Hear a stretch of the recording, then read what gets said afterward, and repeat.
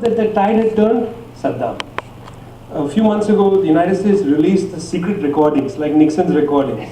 Inside Saddam's high command, they were debating, and there's a night where they say very carefully and smartly that the Soviets are gone, the United States are now trying to use us to demonstrate that they are the solitary power on the planet. One of Saddam's closest advisors says during that all-night deliberation, they thought they were going to get away with it. This is in January 1990. Okay. When he invaded Kuwait, still I felt it is wrong to send, the locusts of imperialism into the region. They are already there politically. Now they will be there militarily. Remember, before 1990, the military presence of the United States was minimal. It resembles North Africa now. The expansion was fast. Now it looks like the Americans have always had a huge military presence in the Gulf. Not so. At that time there was a debate. Fred said, it is fascism, we have to support imperialism. People are saying similar things now.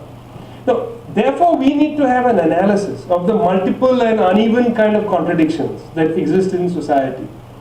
That there may be locally brutal rulers, but they are a secondary contradiction compared to, in the world, the primary contradiction, which is against imperialism. That is the primary contradiction, which is why I never believe that the forces of imperialism are capable of humanitarian intervention. That doesn't mean we support the secondary contradiction against the primary one. But we have to, in every concrete instance, find a way to oppose both on behalf of humanity. Right? But you oppose both with different densities. See, in this particular period, I oppose the intervention because I know that there are alternative strategies available. And that alternative strategy was deliberately suppressed. So that to people like Juan Cole, it looked like it was either massacre in Benghazi or America must go and save them. What was the alternate?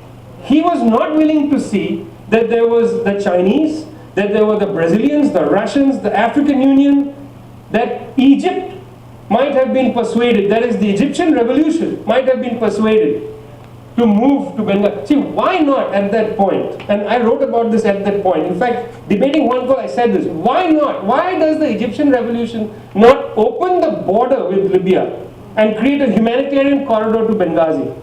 Why are we not saying that more loudly? Why aren't we allowing the whole population of Benghazi to flee as a political statement against Gaddafi?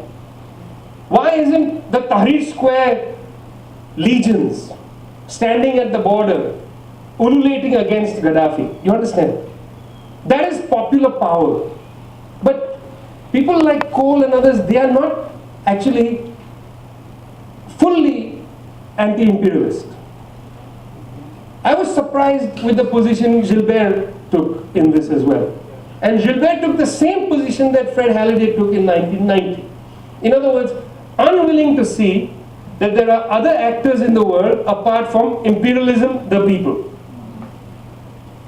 There are other capable people. I am not a Amerocentric thinker. I think America is in its autumn. Others are rising. They are rising on the plane of the present. They are not inaugurating a new world for us. But they are less predisposed to violence than the United States in its autumn. The Chinese are not going to come in with bombers. They are less predisposed. They'll come in with money. The United States is saying the Chinese are not playing fair in Africa. They're building bridges, they're building railways, they're stealing the oil. To play fair is to bomb. And therefore the United States can bomb them back. There are other actors. So I would say the problem here is our imagination collapses along the grain of imperialist ideology. Be careful. Yes?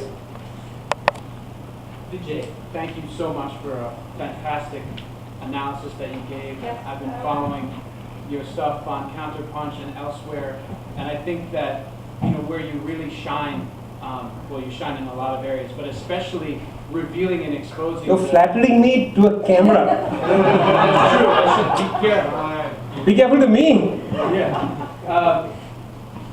Where you really shine is especially revealing the details and the intricacies of each of the issues. What I wanted to raise was a question of emphasis and a question of seeing if we can take a step back on some of the other dynamics related to causes and related to alternatives. And in particular, in causes of both the Libyan uprising, because you listed several, and also what's been called the Arab Spring generally. I think perhaps there was a de-emphasis in your talk on just the fundamentals of neoliberalism, of living under dictatorship, of poverty, etc., which are providing the fuel to the fire of all of this rebellion which is sweeping the region. And in that sense, we could say that despite the particulars of, in Egypt, there's been a tremendous labor movement, etc. In Bahrain, it's a different type of struggle of perhaps a difference of Shia and Sunni, etc. In Libya, there are other particulars, but there are fundamentals that they share against dictatorship, against tyranny, and for essentially social justice. Now, those struggles have taken different forms because of the different natures of those countries. But I think that when we talk about alternatives, it's those popular rebellions that we should look to, which are also being fomented in Greece, in Spain, and elsewhere throughout Europe for similar reasons because of the contradiction of classes.